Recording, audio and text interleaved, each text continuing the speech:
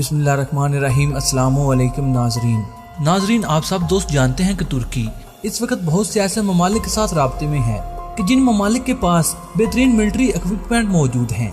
अगरचे तुर्की में इस वक्त बेहतरीन डिफेंस इंडस्ट्री काम कर रही है, मगर तुर्की के जिस तरह के अपने हमसाय ममालिक के साथ हालात हैं, जिस तरह से शाम, उर्दन और लीबिया में तुर्की इन्वॉल्व है, तुर्की को मजीद हथियारों की जरूरत है।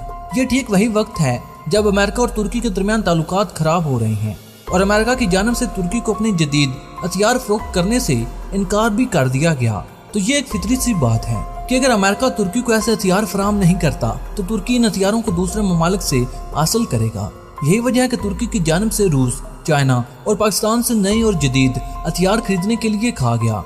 तुर्की इन ममालिक से क्या क्या खरीदने की ख्वाहिश रखता है, आज इस सबको ही इस वीडियो में हम तफसील के साथ देखेंगे। मगर मजीद तफसीलात में जाने से कबल आप लोगों से सिर्फ इतनी सी गुजारिश है कि हमारी तमाम नई आने वाली वीडियो को आखिर तक जरूर देखा करें ताकि आपको मुकम्मल और जामे मालूमात मिल सकें।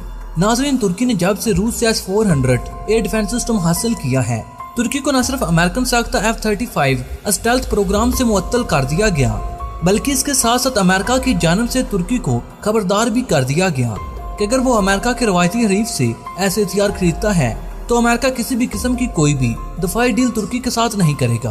पिछले 4 सालों से इसी बात को लेकर तुर्की और अमेरिका के दरमियान हालात मजीद कशीदगी की तरफ जा रहे हैं। खबरों में ये रिपोर्ट किया जा रहा है कि चंद दिन पहले सदर ट्रंप की तैयब उर्दगान के साथ बातचीत हुई थी और तुर्की को एक बार फिर कहा गया कि अगर तुर्की F-35 प्रोग्राम में मौजूद रहना चाहता है तो उसको S-400 एयर डिफेंस सिस्टम से दस्तबरदार होना पड़ेगा। लेकिन 3 दिसंबर 2020 को तुर्की की वज़ीर खारजा की जानिब से एक इंटरव्यू में ये कहा गया कि अगर अमेरिका आपको वो हथियार फराहम नहीं करता जिनकी आपको जरूरत है तो फिर ऐसे हथियारों के लिए क्या करेंगी। जाहिर सी बात है किसी दूसरे ममालिक के साथ राब्ता करेंगी, बिल्कुल उसी तरह जिस तरह आज तुर्की ने S-400 एयर डिफेंस सिस्टम रूस से हासिल किया है। ठीक उसी तरह कल को तुर्की किसी दूसरे ममालिक से कोई दूसरा सिस्टम भी हासिल कर सकता है। तुर्किश डिफेंस मिनिस्ट्री की जानिब से कहा गया कि S-400 के बाद तुर्की रूस से जदीद लड़ाका हथियारें हासिल करने की ख्वाहिश भी रखता है। इनकी जानिब से कहा गया कि रूस ने इस हवाले से तुर्की के साथ कई बार राब्ता भी किया है और जिस तरह इस वक्त तुर्की के हालात हैं, तुर्की को जदीद फाइटर जेट की अशद जरूरत है। खास तौर पर इसराइली एयरफोर्स में जब से F-35 फाइटर जेट शामिल हुए हैं, तुर्किश एयरफोर्स भी जदीद और स्टेल्थ एयरक्राफ्ट की तरफ देख रही है। तुर्की रूस से जदीद स्टेल्थ एयरक्राफ्ट Su-57 हासिल करने का ख्वाहिशमंद है।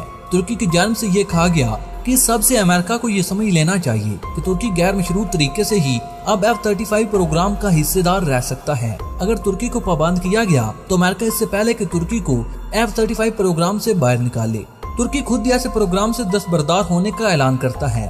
तुर्की की जानिब से कहा गया कि रूस के साथ साथ इनकी चाइना से एयर डिफेंस सिस्टम और फाइटर जेट हासिल करने की ख्वाहिश भी है। तुर्किश एयरफोर्स अपनी डिफेंस लेयर को बढ़ाने के लिए S-400 जैसे मजीद एयर डिफेंस सिस्टम हासिल करने की ख्वाहिशमंद है। तुर्की के डिफेंस मिनिस्ट्री की तरफ से कहा गया कि तुर्की न सिर्फ अपनी फायर पावर को बढ़ाने जा रहा है, बल्कि इसके साथ साथ अपने दफा के लिए भी तुर्की खतर ख्वाह इंतजाम भी कर रहा है। अमेरिका अगर इस सब पर इतराज भी करता है तो तुर्की को अमेरिका के ऐसे एतराजात की अब कोई परवाह नहीं। तुर्की पाकिस्तान के साथ जदीद मिसाइल प्रोग्राम शुरू करने की ख्वाहिश का इज़हार भी कर चुका है। तुर्की के डिफेंस मिनिस्टर की जानिब से ये कहा गया कि तुर्की पाकिस्तान से जदीद मिसाइल हासिल करने का इरादा भी रखता है। तुर्की डिफेंस मिनिस्ट्री की तरफ से ये नहीं बताया गया कि तुर्की किस किस्म के मिसाइल पाकिस्तान से हासिल करने की ख्वाहिश रखता है, लेकिन इनकी तरफ से वाज़ेह इशारा दिया गया कि तुर्की पाकिस्तान के साथ मिलकर क्रूज मिसाइल डेवलपमेंट प्रोग्राम शुरू करने की ख्वाहिश रखता है और इस हवाले से दोनों ममालिक के दरमियान जल्दी बातचीत का आगाज भी होने जा रहा है। तुर्की की जानिब से यह भी कहा गया कि तुर्की अपने बैलिस्टिक मिसाइल प्रोग्राम को आगे बढ़ाने के लिए पाकिस्तान और चाइना से मदद लेने जा रहा है। तुर्की की जानिब से चाइना और पाकिस्तान को खास तौर पर मेंशन किया गया और कहा गया कि जल्द ही तुर्किश आर्मेड फोर्सेज में इन ममालिक के तामन से तैयार किए गए हथियार शामिल होंगे। रूस के साथ तुर्की के पहले ही बहुत से दफाई मुआहदे चल रहे हैं। चाइना और पाकिस्तान के साथ तुर्की जल्द ही नए मुआहदों का आगाज करने जा रहा है। अगर सिर्फ पाकिस्तान के हवाले से ही देखा जाए तो पाकिस्तान इससे पहले तुर्की से डिफेंस प्रोडक्ट खरीदता था। पाकिस्तान नेवी ने न सिर्फ अपनी पुरानी सबमरीन को तुर्किश कंपनी से अपग्रेड करवाया, बल्कि जदीद वारशिप भी तुर्की से हासिल किए जा रहे हैं। लेकिन अब पाकिस्तान की मदद से तुर्की अपने मिसाइल प्रोग्राम को आगे बढ़ाने की ख्वाहिश रखता है और तुर्की की डिफेंस मिनिस्ट्री की तरफ से कहा गया कि पाकिस्तान के साथ इस हवाले से जल्द ही बातचीत का आगाज भी होगा। लेकिन डिफेंस एक्सपर्ट की जानिब से ये कहा गया कि पाकिस्तान के पास ज्यादातर ऐसे मिसाइल मौजूद हैं जिनकी range international missile region territory से ज्यादा है, इसलिए तुर्की पाकिस्तान से ऐसा मिसाइल हासिल नहीं कर सकता जिनकी रेंज 300 किलोमीटर से ज्यादा हो। तो इस सबको देखते हुए ये ख्याल जाहिर किया जाता है कि तुर्की पाकिस्तान के साथ मिलकर मुश्तरका तौर पर मिसाइल डेवलपमेंट प्रोग्राम का आगाज करना चाहता है। यानी तुर्की पाकिस्तान से मिसाइल नहीं खरीद रहा, बल्कि पाकिस्तान की मामनत से एक बेहतरीन मिसाइल डिफेंस इंडस्ट्री का क्याम अमल में लाना चाहता है। ये खबर भी इस माह की है। नाज़रीन, इस खबर का सोर्स लिंक भी आपको डिस्क्रिप्शन में मिल जाएगा। नाज़रीन करम, आप भी अपनी राय का इज़हार कमेंट बॉक्स में जरूर कीजिएगा। क्या पाकिस्तान को अपने एटमी प्रोग्राम की इंफॉर्मेशन तुर्की को शेयर करनी चाहिए या नहीं? नाज़रीन, मुझे उम्मीद है कि हमेशा की तरह ये वीडियो भी आपकी मालूमात में इजाफे का सबब बनी होगी। वीडियो पसंद आने की सूरत में इसे लाइक और शेयर करने के साथ साथ हमारे चैनल को सब्सक्राइब कर लें और साथ मौजूद बेल के आइकन पर क्लिक कर लें, ताकि आपको अपने प्यारे मुल्क पाकिस्तान की तमाम तर टेक्नोलॉजी और पूरी दुनिया की आर्मी के रिलेटेड तमाम तर इंफॉर्मेटिव वीडियो सबसे पहले मिलते रहें।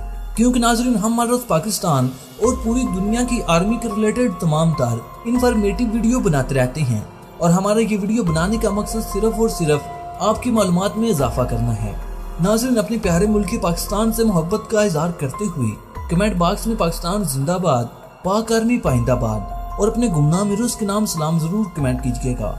नाज़रीन, पाकिस्तान की मुसल्लह अफवाज, पाकिस्तान के गुमनाम हीरोज़, पाकिस्तान के मायनाज इंजीनियर, साइंसदानों, कश्मीरी और फलस्तीनियों के नाम सलाम जरूर कमेंट कीजिएगा। नाज़रीन, अगली वीडियो तक इजाज़त चाहूँगा। अल्लाह निगहबान।